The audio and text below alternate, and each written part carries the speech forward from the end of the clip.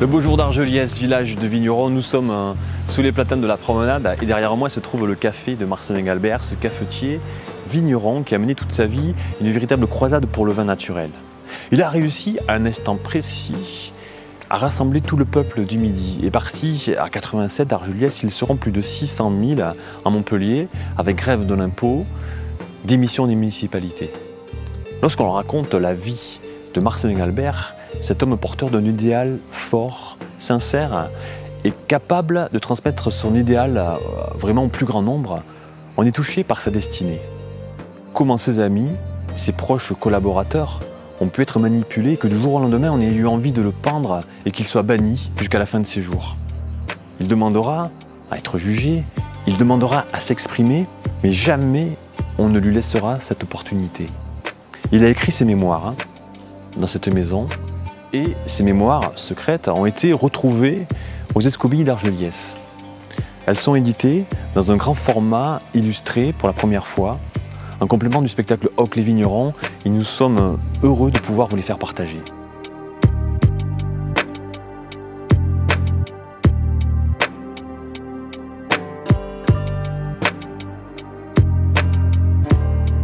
Visitons ensemble l'Argelliès de Marcelin Galbert. En 1907, la maison, attenante au café, abrite le siège du comité d'Argelliès. Il représente le QG de la révolte. Des sacs pleins de courriers arrivent. Sont traités, un journal Le Tocsin est publié. Toute une solide organisation est mise en place dans ce bâtiment. C'est depuis cette terrasse que Marcelin Galbert s'adressait aux habitants et à la foule. À l'époque, la place était couverte de platanes et d'acacias. Du côté opposé se trouve la maison paternelle de Marcelin Galbert. Lorsque Marcelin Galbert fait visiter le village à son ami Augustin Casteran, venu le décider à publier ses mémoires, sa mère vient tout juste de mourir dans cette maison. Et la description de l'intérieur et du mobilier est magnifique dans l'avant-propos des mémoires. Marcelin Galbert est né dans la Calado, le vieux village médiéval d'Argelliès. Voici le parc Marcelin Galbert. Pas de buste, pas de statue, mais un simple profil en bronze. L'opinion populaire a besoin de beaucoup de temps pour évoluer. Réalisé dans les années 70, les discussions ont été rudes pour mettre en place ce jardin. Ce n'est que 100 ans après les événements que l'image de leur promoteur, Marcelin Galbert, s'est enfin rétablie et que de sa position de banni, il est redevenu un héros comme du temps des événements. C'est dans ce cadre verdoyant que s'est déroulé le spectacle Hoc les vignerons, dont le programme se trouve dans le livre DVD.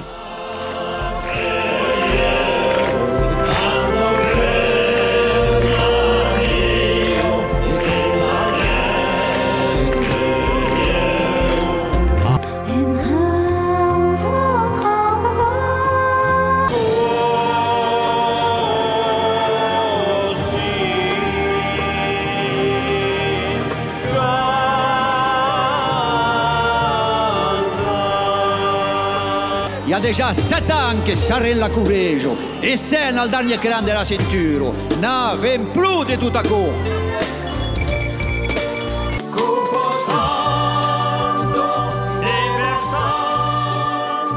Le raisin se laisse admirer sans vergogne. Le clocher de l'église d'Argelliès fait partie de l'histoire des événements. Détruit en 1946, il n'a été reconstruit à l'identique que très récemment.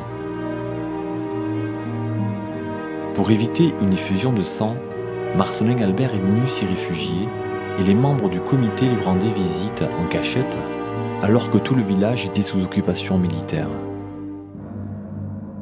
L'armée était venue pour arrêter les membres du comité d'Argelliès car la grève de l'impôt avait été établie dans le Languedoc et la moitié des municipalités avaient démissionné.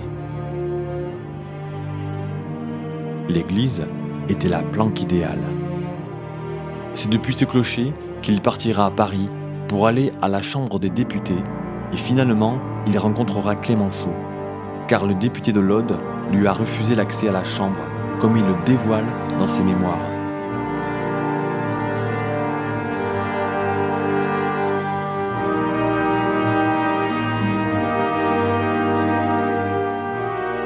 Marcellin Albert est mort dans la solitude et l'indifférence.